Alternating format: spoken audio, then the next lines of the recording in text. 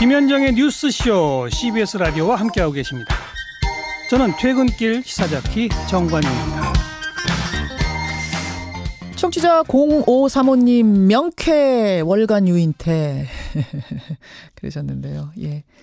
월간 유인태 시간엔 이제 이렇게 이야기를 하셨는데 다다음 주에 월간 정두원이 나오면 정두원 전 의원은 또 뭐라고 논평을 하실지 두 분이 또 한 자리에 모이면 어떤 얘기가 나올지 저는 궁금해지는데 예. 많은 분들이 응원 문자 주셨어요. 유인태 전 의원께 가시는 분께 전달하겠습니다. 김학의 전 차관과의 동영상, 그 동영상의 주인공이라고 주장하는 여성 인터뷰를 했습니다. 이 여성 이야기가 좀 음성 변조가 많이 됐죠, 여러분. 이 여성이 지금 이제 평범한 가정을 이루고 평범하게 살고 있는데 음성 변조를 강하게 2번 부탁을 했습니다. 저희가 평소보다 좀 더 많이 했어요. 이 여성의 신원 보호가 제일 중요하기 때문에 많이 했습니다. 조금 듣기 불편하셨을 수 있을 것 같아요. 제가 좀 정리를 하자면 김학의 전 차관 100% 확실하다. 윤중천 건설업자도 이 사람이 김학이다라고 얘기했고 김학의 전 차관도 자기가 김학이라고 얘기를 여러 번 했고 한두 번의 성폭행이 아니라 수를 셀 수 없을 정도였다. 예, 뭐 이런 이야기들을 했습니다. 그럼에도 불구하고 검찰에서는 무혐의가 난 거 이해할 수가 없고 나 지금 약을 먹고 지낸다. 약으로 버텼다. 이런 이야기들을 했습니다. 안타깝습니다. 예. 권현철 선임 기자 어서 오십시오. 안녕하십니까. 예. 오늘 이희호 여사 저희 출장 인터뷰 가잖아요. 네. 예, 육성을 참 96이나 되셨어요. 이제 육성 상당히 건강이 많이 안 좋으신 상태에서 같이 혹시 오늘 예. 권현철 선임 기자도 같이 잘 다녀오겠습니다, 여러분. Y뉴스 뭐 가지고 오셨어요? 원세훈 전 국정원장 공직선거법 위반이 최종 유죄가 확정이 됐습니다. 예. 2012년 대선 당시에 아마 국정원 댓글 사건, 댓글녀로 유명했던 국가정보원의 댓글 공작이 유죄로 확정이 된 겁니다. 그렇죠. 예. 예. 최동욱 전 검찰총장은 만감이 교차한다는 이런 소감을 남겼고 윤석열 당시 수사팀장은 20살에 대학에 입학해서 학사 경고와 재적 등을 거쳐서 40살에 늦깎이 졸업을 하는 기분이다 이런 얘기를 했습니다. 예, 예. 그래서 오늘 이런 얘기들을 중심으로 다뤄보겠습니다. 오늘 Y뉴스. 굳이 어떤 부분이 Y입니까 한다면 한마디로 어떻게? 최동욱 전 검찰총장은 왜 만감이 교차한다고 했을까 이렇게 주제를 정해보겠습니다. 어제 원세훈 전 국정원장의 유죄 최종 판결 보면서 왜 최동욱 총장이 만감이 교차했을까? 네. 그러고 보니까 국정원 댓글 공작이 선거법 위반 인정되는데 5년이나 걸린 거예요. 2012년 12월 19일 18대 대선이었잖아요. 예, 예. 당시에 박근혜 새누리당 후보, 예. 민주당 문재인 후보.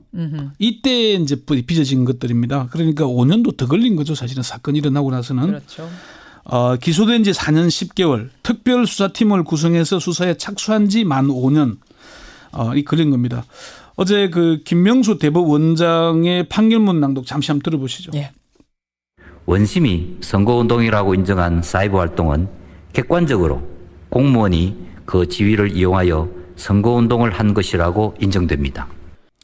대법원이 이제 전원합의체에서 판결한 내용은 국가기관이 공무원을 이용해서 인터넷 공간에서 반대 세력을 비방하고 집권 여당이나 특정 후보자에게 우호적인 여론을 조성하는 그런 행위는 불법적인 정치 관여이다.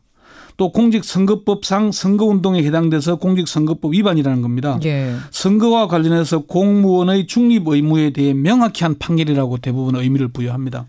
다만 대법관 13명 가운데 김창석, 조희대 대법관 2명은 객관적 증거로 원 전 원장의 공모관계가 증명되지 않는다면서 소수 의견을 냈습니다. 근데 이 판결하는데 5년이나 걸린 거예요?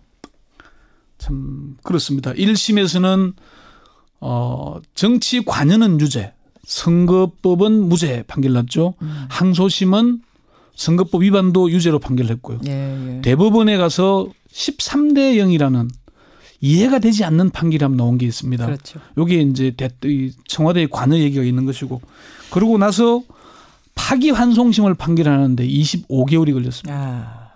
그 와중에 국정농단 사건이 벌어졌고 네. 박근혜 전 대통령이 탄핵되고 파면되고 구속되고 이런 과정들을 거친 뒤에야 판결이 나왔고 이제 5년 만에 어제 대법원의 최종 확정 판결이 난 겁니다. 사법부가 청와대 눈치를 좀 보느라고 재판을 차일피일 미룬 거 아니냐 이런 의심들도 하는데. 블랙리스트 문건에 나왔잖아요. 그 문건이 이미 사법부가 공개했고 지금 진상조사단이 조사 중에 있습니다. 예, 예. 곧 나오면은 아마 당시에 청와대 우병우 수석에 대해서 보고서를 보내고 했던 그런 내용들이 나오게 될 겁니다. 그래요.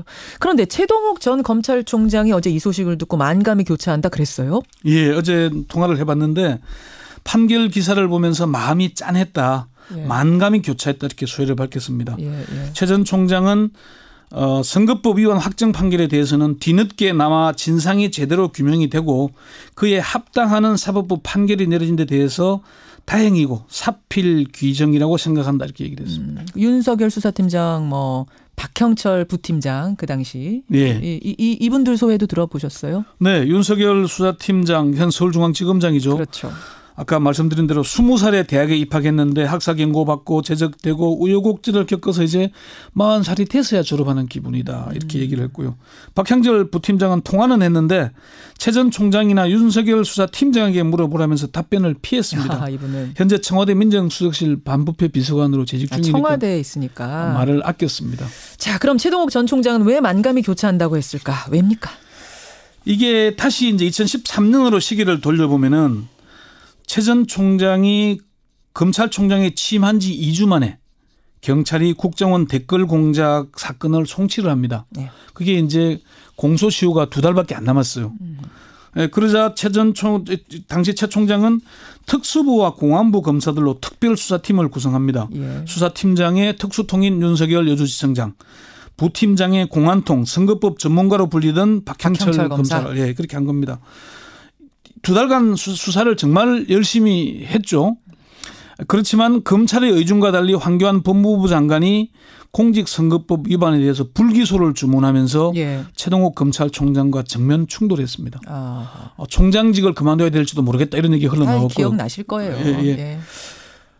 수사팀은 원세훈 전 원장에 대해서 구속영장을 청구하겠다. 선거법 위반을 적용해서 내고 나왔고 황교안 법무부 장관은 국정원법 위반은 몰라도 선거법 위반은 안 된다면서 버텼습니다. 바로 그때 최동욱 총장의 혼외자 사건이 터진 거죠. 그렇습니다. 예. 그래서 총장직에서 쫓겨났고 윤석열 팀장은 수사 배제와 정직 좌천 등으로 한직을 떠돌았습니다.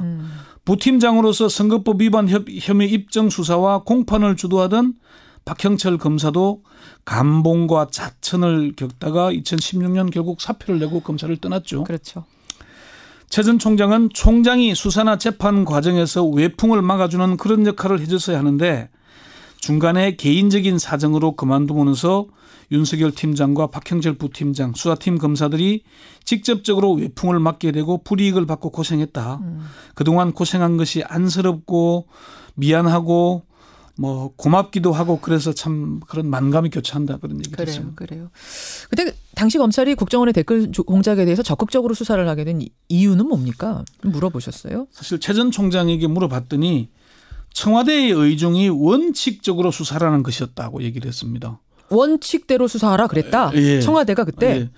최 전 총장은 당시 검사 시절 후배였던 곽상도 민정수석에게 거듭 확인을 했지만은 청와대의 의중은 원칙대로 수사라는 것이라는 얘기를 들었다는 겁니다. 그래서 원칙대로 수사하라고 해서 원칙대로 수사를 하려고 하니까 왜 이렇게 된 거예요? 왜 막은 거예요? 그 원칙의 용어가 알아들으란 소리였습니까? 알아서 알아들어라? 최 전 총장은 그 원칙이라는 게 정말 제대로 하라는 것이냐?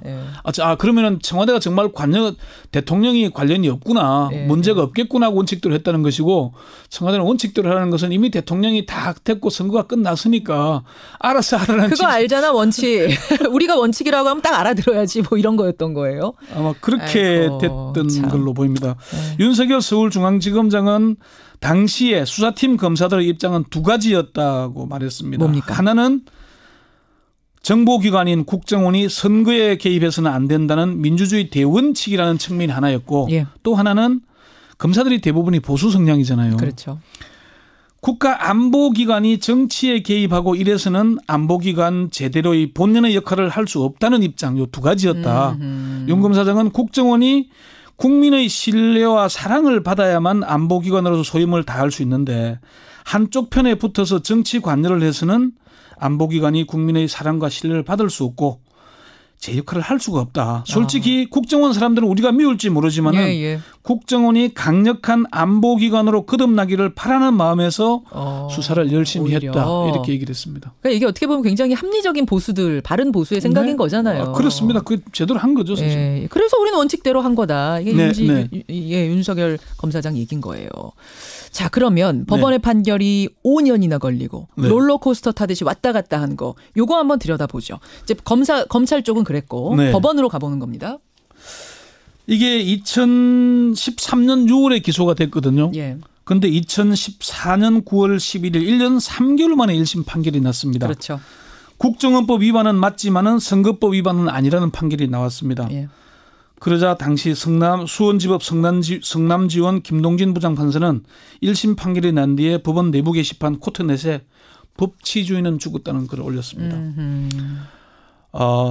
국정원이 조직적으로 정치 개입을 한 것은 맞지만 선거 개입을 한 것은 아니라고 하면서 공직선거에 관한 무죄 판결을 선고했다. 이는 한마디로 지록 위마의 판결이었다라고 했죠. 예. 그래서 결국 대법원이 징계까지 했습니다. 아하. 이제 징계를 처리하라는 지금 청원이 올라가 있고 김동진 부장판사는 인천지법을 거쳐서 서울중앙지법으로 지금 임명이 자리를 옮기긴 했습니다마는 이 1심 판결이 그렇게 문제였는데 다행히 2심 판결은 1심 판결을 파기하고 국정원법 위반과 공직선거법 위반에 대해서 유죄를 인정해서 그랬었죠. 징역 3년의 실형을 선고했죠. 예. 그런데 대법원이 다시 전원합의체로 회부를 해서 13대 빵 판결을 내린 겁니다. 2015년 7월입니다. 이때 정말 비판 여론이 드셨습니다. 엄청났죠. 예, 뭐 법조인들이 왜 그러냐면은 이게 왜 문제가 되냐면은 대법원의 소부 재판관 4명으로 구성을 합니다. 예. 소부에서 합의가 안 되면은 전원 합의체로 가는 거거든요. 예. 그러면 11대 2가 돼야 되는 겁니다. 이번 판결이 11대 2였잖아요. 그렇죠. 그런데 13대 빵이라는 얘기는 대법원이 어딘가에 눈치를 봤다는 걸 반증하는 거거든요. 그러네요. 이런 문제. 그래서 최 전 총장은 이번 판결이 만시지탄이고 사필규정이고 다행스럽지만은 5년이 지나서 정권이 바뀌고 세상이 바뀐 뒤에 이런 판결이 나온다는 것은 정말 안타깝다 이렇게 얘기를 했습니다. 예. 법원 내부에서도 참 이런 여기에 대해서 정말 말로 표현하기는 어렵지만 정말 참 자괴감이 든다는 얘기들도 많이 나왔고요. 그러네요. 네. 여기까지 오늘 원세훈 전 국정원장의 판결 이모저모 쫙 훑어주셨어요. 권영철 선임 기자 수고하셨습니다. 네.